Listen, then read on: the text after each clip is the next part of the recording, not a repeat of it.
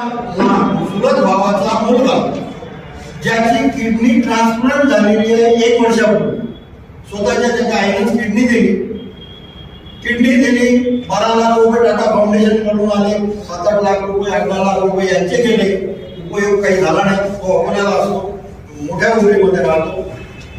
परंतु आज सुद्धा सिच्युएशन अशी आहे त्याची की त्याचे दर आठवड्याला 2 डायलिसिस असतात, सोमवारी आणि गुरुवारी.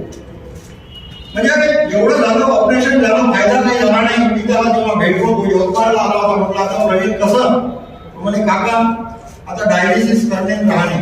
म्हटलं आता एक काम करतो, एक अमृत ज्यूस आणि आपला अल्कलाईन ड्रॉप मी त्याला दिला. त्याच्यानंतर मी त्याला फोन केला, जेव्हा दुसरी बॉटल मागितली तेव्हा त्याला मी म्हटलं की तू पहिल्या बॉटलचं देऊन तुला काय वाटतं, काय नाही मला शेअर कर म्हणतो. तर काका म्हणे परिस्थिती अशी आहे म्हणे, सुरुवातीला मी म्हणजे डायलिसिस